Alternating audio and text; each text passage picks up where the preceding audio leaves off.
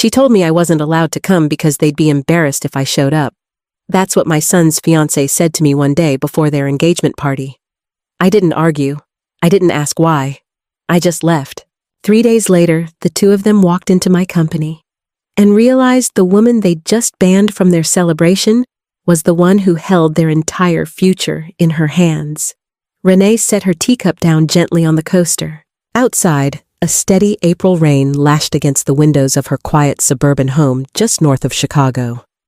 Across from her sat Brooke, her son Ethan's fiancé. Brooke tucked a perfect strand of hair behind her ear and looked Renee straight in the eye, her voice cool and businesslike.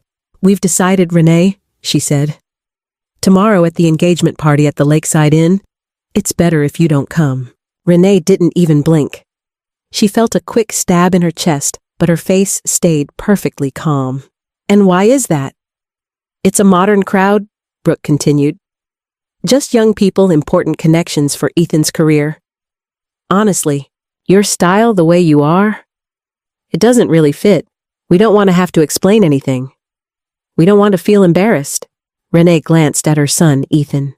He was staring at his shoes, saying nothing. He didn't defend her. He didn't even look up. In that moment, Renee understood her son wasn't a boy who needed protecting anymore. He was a man willing to sell out his own mother for a little social climbing. "I see," Renee said quietly. She stood up. No tears, no begging. She walked to the sideboard, picked up the spare house key she had given Ethan just the week before, and slipped it into her purse. "What are you doing?" Ethan asked, confused.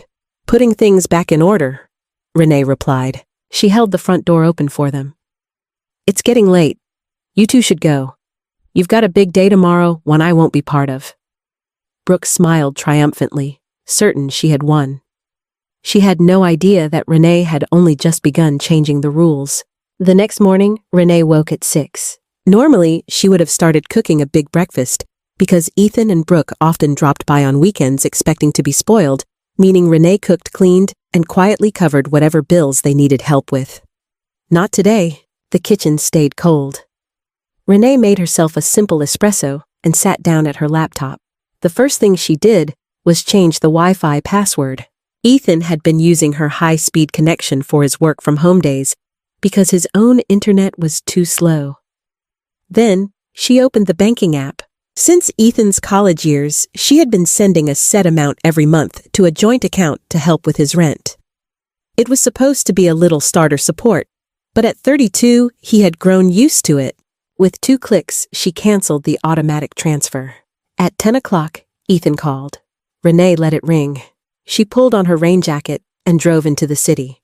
She wasn't headed to the salon or retail therapy. She drove to a low-key office building in the industrial park.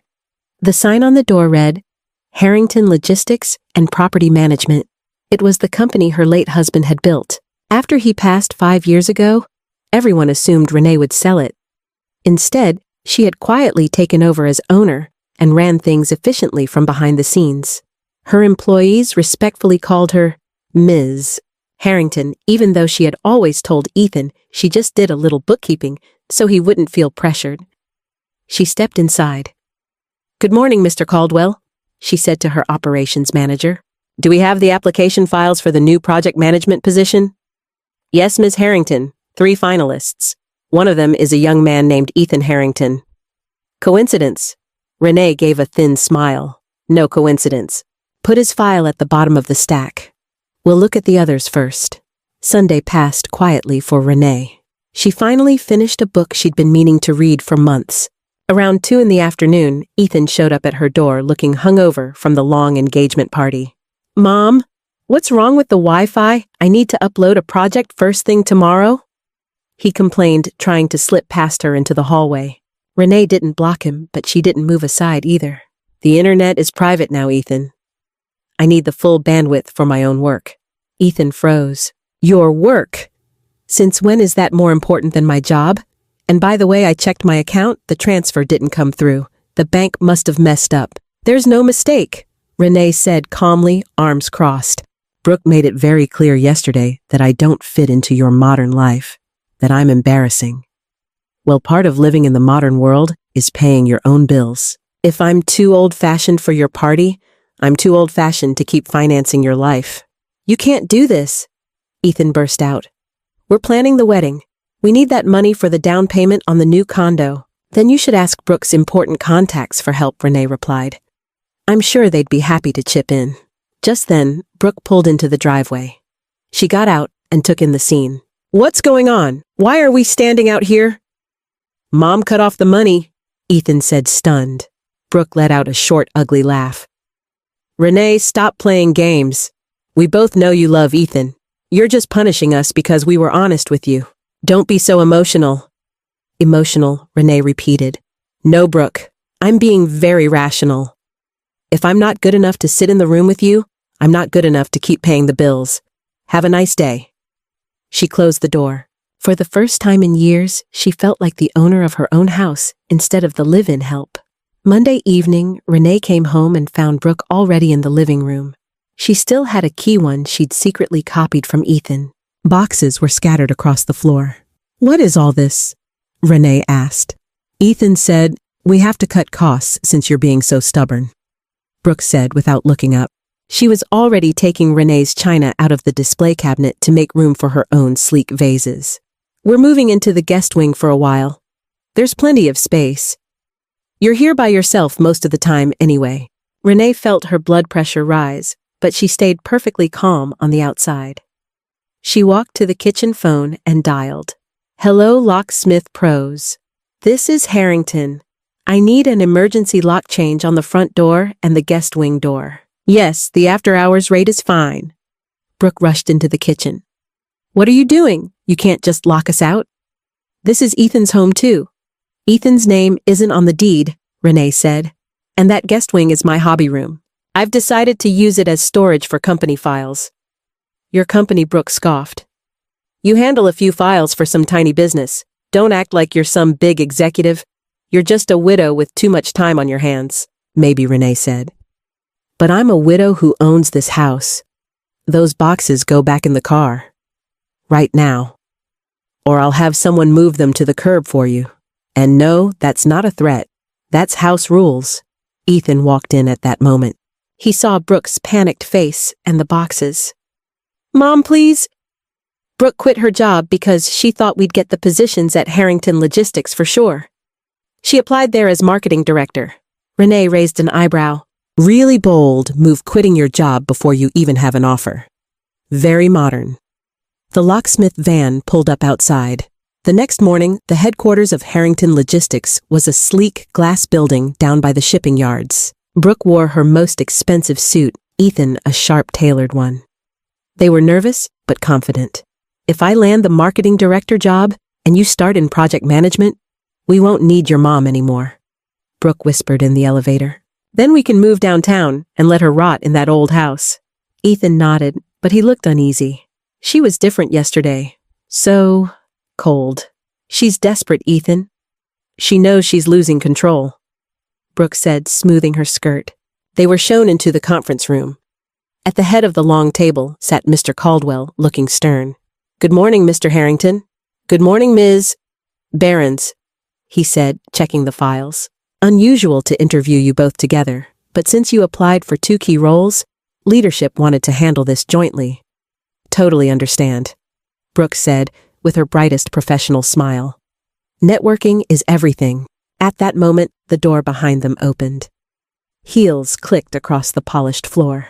Ah, here she is, Mr. Caldwell said, standing. Allow me to introduce our CEO and owner of the Harrington Group. Ethan and Brooke turned around. Renee stood there in a sharp navy pantsuit, her hair pulled back neatly, tablet in hand. She didn't look like the old-fashioned mom they'd banned from the party. She looked like the woman who decided their futures. Ethan's mouth fell open. Mom Brooke froze. Her smile turned plastic. This has to be some mistake. Renee took her seat at the head of the table. No mistake, Brooke. Just business. Renee placed her tablet on the table and looked at her son. He looked like he wanted to disappear into the floor. Brooke was desperately trying to regain control. Renee, I mean Ms. Harrington, she stammered. Why didn't you ever tell us you owned all this? That changes everything. Why should it? Renee asked calmly. My personal life and my company are two separate things. Just like you wanted, I'm too old-fashioned for your personal life, so here, I'm only your potential employer. She opened Brooke's file. Ms. Behrens, you quit your last job before securing anything here. That shows poor risk assessment. Your marketing plan for our company, what did you call it? Radically young. You suggest ignoring our long-term clients to chase a demographic that doesn't even need our services? Brooke swallowed hard. I thought, here at Harrington, we value sustainability and loyalty, Renee cut in. Values that seem foreign to you. She turned to Ethan. Ethan, your qualifications are solid. But in a family business, even if employees don't know we're related, I expect backbone. If you let someone manipulate you so easily in your personal life that you turn your back on your own mother, you'll fold at the first sign of trouble in business too. Ethan looked down. Mom, I'm sorry. I just wanted Brooke to be happy. That's a lousy reason to disown your mother, Renee said. She nodded at Mr. Caldwell. I think we've seen enough. These candidates don't match our company profile, but we need these jobs. Brooke cried out, her voice turning shrill. We have debts, the wedding is planned, the down payment on the condo. That, Renee said as she stood, is a private matter. And since I wasn't invited to the engagement party, I guess I'm not part of the wedding plans either. Mr. Caldwell will show you out. 2 hours later, Ethan and Brooke sat in Ethan's small car in the industrial park lot. The silence was suffocating. This was your plan all along, wasn't it? Brooke suddenly screamed. She wanted to humiliate us. She set us up. Ethan looked at her, and for the first time, he felt disgust instead of protectiveness. She didn't set us up, Brooke. We walked right into it. You insulted her. You called her embarrassing. And I was too weak to say anything. So now you're taking her side? Brooke snapped. We have no money, Ethan. The landlord wants the security deposit by Friday, or we lose the new place. Ethan started the engine. I'm driving to her house, alone. I'm coming with you, Brooke insisted. No, Ethan said firmly. You go to the motel and pack your things. I think my mom was right. We don't belong together if my life is built on stepping on the people who've always had my back. Ethan drove to his mother's house. He expected her not to let him in, but the door opened. Renee was in the garden trimming roses. She looked peaceful. Mom? He said softly. She didn't look up at first. The locks have been changed, Ethan. Your things are packed neatly in the garage. You can pick them up today? I broke up with Brooke, he said. Renee paused. She set the shears down and met his eyes. That's a decision you make for yourself, not for me. Don't expect everything to go back to the way it was. The money stays cut off. You'll need to find your own place. I know, Ethan said. I just wanted to say, I'm sorry. I was an idiot. Yeah, you were, Renee said simply. But sorry doesn't pay the bills. What's your plan now? The next few weeks were tough for Ethan. He moved into a tiny room in a shared apartment. Brooke tried to win him back a few times, but once she realized there was no more money coming from Renee, she lost interest fast and moved to another city. Renee watched from a distance. She didn't call. She didn't send, "How are you?" texts. She lived her life. She took a trip to Italy, invested in a new warehouse, and enjoyed the quiet of her own home. One Sunday evening, Ethan showed up at her door again. He looked different, less polished, a little tired, but his eyes were clearer. I got a job, he said. Not as a manager. It's at a shipping company down at the port. Dispatcher. The pay is decent, but I start at 4 in the morning. Renee stepped aside and let him in. Want some tea? They sat in the kitchen, where everything had blown up weeks earlier. I paid my first month's rent all by myself, Ethan said proudly. It feels weird, but good. That's called growing up, Ethan. It's late for you, but it's happening. I wanted to ask, he hesitated, can we maybe start over? No money, no expectations, just mother and son. Renee looked at him for a long moment. We can try. But there are rules. I'm not your safety net. I'm not your personal chef. And if you ever let anyone talk about me like that again, it's over for good. Ethan nodded hard. I promise. His phone buzzed. It was a message from Brooke. He deleted it without reading and set the phone aside. A year had passed. Renee's company was thriving. She had learned to delegate and was finally making time for herself. Ethan was still at the shipping company and had worked his way up to shift supervisor. He had changed, he was more reliable, more humble. One day, Renee received a formal invitation.